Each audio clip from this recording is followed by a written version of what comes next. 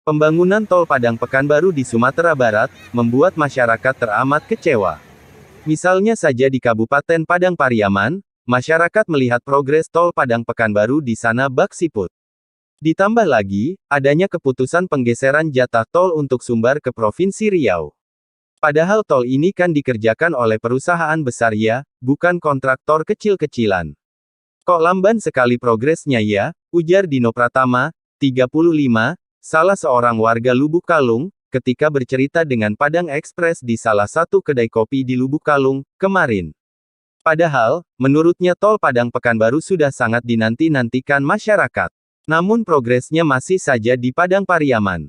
Kalau di Padang Pariaman saja 5 tahun belum dapat dijamin tol bakal rampung, bagaimana di daerah berikutnya? Cetus pria muda yang bekerja sebagai pedagang tersebut. Ia tak habis pikir kenapa begitu sulitnya percepatan pembangunan tol di Sumbar. Sedangkan yang ia lihat, pemilik lahan yang digunakan untuk pembangunan tol di sana, tak ada yang protes. Malahan yang saya dengar seperti di Lubuk Kalung ini, banyak yang ingin tanahnya dipakai. Sebab ganti ruginya sepadan, ucapnya. Ia berharap, dalam urusan tol Gubernur Sumbar tidak saja menghabiskan waktu di ruangan kerja atau rapat. Namun lebih banyak action di lapangan, agar ia benar-benar bisa mengukur progres tol. Ini kan program yang gubernur tak akan pusing karena tidak membutuhkan sokongan APBD. Yang dibutuhkan gerak gubernur, ungkapnya. Memang, sambungnya, Gubernur Sumbar memiliki tim yang turun ke lapangan. Kalau komandan yang turun itu, pengaruhnya di lapangan lebih berbeda. Berbeda dengan anggota, mereka hanya menjalankan perintah. Jika berhasil namanya baik, jika tidak apa boleh buat. Sehingga, beginilah jadinya. Jabatan gubernur hampir habis, tol masih begitu-begitu juga, cecarnya. Pandangan Dino didukung oleh Arya, 42, warga lainnya yang juga duduk di kedai kopi tersebut. Ia mengaku sangat kecewa pembangunan tol di Sumbar seperti siput berjalan. Berita yang saya baca beberapa hari lalu, anggaran tol yang harusnya untuk Sumbar dialihkan ke Riau. Hal itu lantaran belum jelasnya progres di Sumbar, paparnya. Berita itu menurutnya tentu kabar buruk.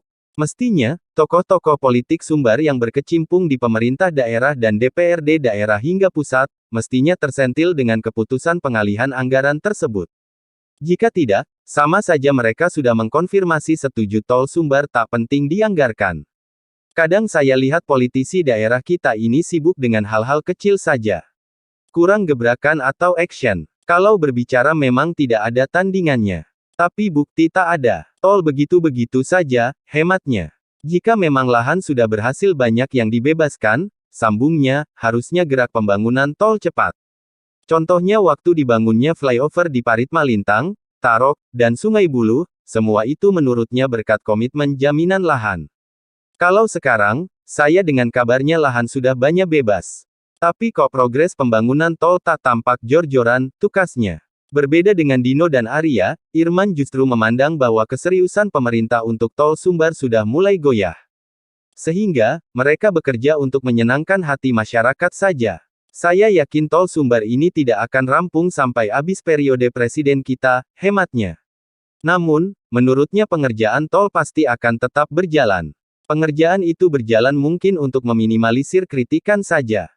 Tapi saya yakin, jangankan bicara Sumbar, tol yang di Padang Pariaman ini saja sangat diragukan bakal rampung 2024 mendatang, tukasnya. Tim Percepatan Pembebasan Lahan dan Humas PT Hutama Karya Infrastruktur, HKI, Andi Prahmana, yang dihubungi Padang Express terkait progres pembangunan tol di Padang Pariaman, belum merespon hingga berita ini diterbitkan. Sebagaimana diberitakan Padang Express sebelumnya, Wakil Komisaris Utama PT Hutama Karya Indonesia, Lukman Edi, mengungkapkan bahwa jatah Sumbar untuk pembangunan tol bergeser ke Provinsi Riau.